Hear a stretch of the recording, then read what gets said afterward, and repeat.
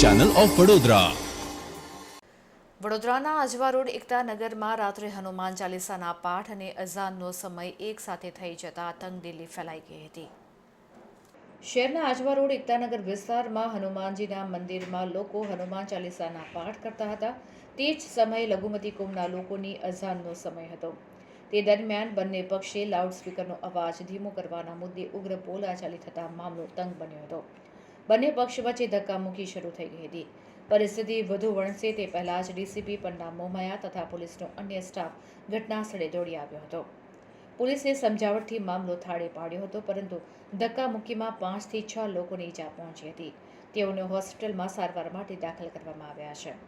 બાપોદ પોલીસે ઘટના સ્થળ પર ફીટ કરેલા સીસીટીવી ફૂટેજના આધારે ગુનો નોંધ્યો છે, તેમજ 7 આરોપી સામે નામજોગ અને અન્ય 25ના ટોળા સામે ફરિયાદ નોંધી છે, જેમાં રાહિલ હુસેન મિયા શેખ, આશિફ હુસેન મિયા શેખ, સેજાન ઉર્ફે મુન્નો અંસારી, હુસેન લતીફ બન્નુ મિયા ધોબી, હરીશ અમૃત સરાણિયા, દીપક અમૃત સરાણિયા જણાઈ આવે છે। આરોપીઓને ઓળખી રાયોટિંગનો ગુનો દાખલ કરવાની કાર્યવાહી હાથ ધરવામાં આવી છે।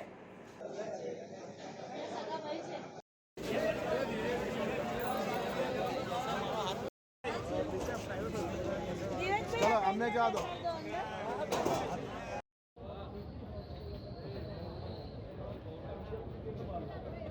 कोई भारी बदल थोड़ी ऊपर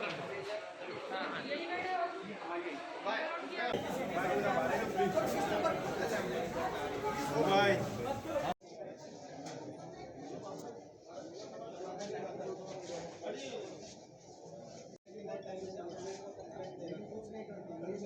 अभी मैं तो बोल रहा हूँ इन लोग की वजह से ये हुआ है। उन लोग ने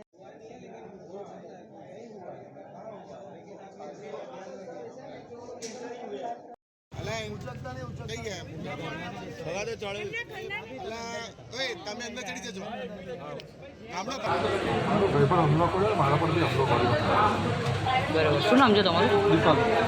દીપકભાઈ અમૃતભાઈ કયા કારણસર હુમલો કરવામાં આવ્યો? હનુમાન ચાલીસા ચાલતી હતી, અહીં જે બંધ કરો એ તો તમારે તૂટી જાય, પછી તમને બતાવો તો તાત્કાલિક 200 યા 300નો ટોળો આવીને હુમલો કર્યો।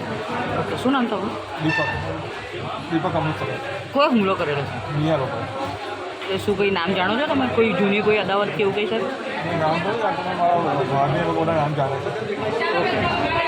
મરાઠી મેલ્લો આંબેટાનગર હનુમાન ચાલીસા વાગતેલી ને જે રમની આરતી વાગતેલી અને આ મોમેડનનું છે તો આરતીનું રમજાનનું ખોલવાનું એલાન થયું કે એલાન બંધ રમજાન બંધ ખોલવાનું છે, પછી અપવાસ ખોલવાનો છે તો બંધ કરો એમ કે છે।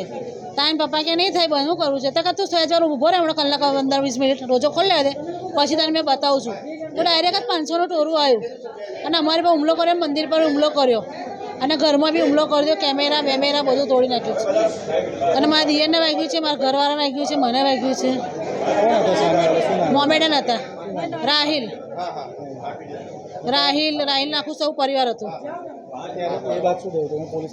પોલીસવાળાને જાણ 2 વખત કરી, પણ પોલીસવાળા બી અમને દબાણ આપ્યું કે તમને ખબર નહીં પડતી, એમ કે છે કે અમારો રમજાનનો રામ છે તો થવા આરતી તમે 15-20 મિનિટ લેટ કરો। પોલીસવાળાનું કહેવા માંગે આ છે। અમે કાયમ આગળ 7 વાગે આરતી વખત પણ કાયમ માટે આ લોકોનું હેરાનગતિ છે। અમને ન્યાય જોઈએ છે પણ ન્યાય મળતો નથી અને પોલીસવાળા કશું કરી શકતા નથી। પોલીસવાળા બી મોમેડનનું જ સાંભળે છે, આપણો પણ નહીં સાંભળે અને લોકોની 5 ટાઈમની નમાજ ચડે છે તો બી અમે નહીં બોલતા અને અમારું 2 ટાઈમ વાગે છે ને તો બી એ લોકોને પ્રોબ્લેમ થાય છે। અમે એકતાનગર મરાઠી મલ્લમ હિજાબ માથામાં વાગ્યું છે, કે બી માર વાગ્યું છે। હું મોટા દવાખાનામાં તાત્કાલિકમાં આવી છું। પોલીસની ગાડીમાં એ ભાઈને લઈને કોઈ એમ્બ્યુલન્સ આવવા તૈયાર નથી, તો અમે પોલીસવાળાની મદદથી લઈને અમે ડાયરેક્ટ અહીં મોટા દવાખાનામાં આવ્યા। માનવ ઈચ્છા અમારે તો માંગ એક જ છે, અમને લોકોને ન્યાય આપો અને અમને કંઈ સુધાર આપો। આજે સાંજના એક એકતાનગર બાપોદ પોલીસ સ્ટેશન જે વિસ્તાર છે અને હિન્દુ મુસ્લિમ મિક્સ વસ્તી ધરાવતો વિસ્તાર છે, ત્યાં માઇક વગાડવા બાબતે પ્રાથમિક તબક્કે નાની મોટી બોલાચાલી થઈ અને ઝઘડાનું સ્વરૂપ ધારણ કરેલું અને એમાં 3 માણસોને નાની મોટી ઈજાઓ થઈ છે। આ અંગેની કાયદેસરની ફરિયાદ અંગેની કાર્યવાહી બાપોદ પોલીસ સ્ટેશનમાં ચાલુ છે।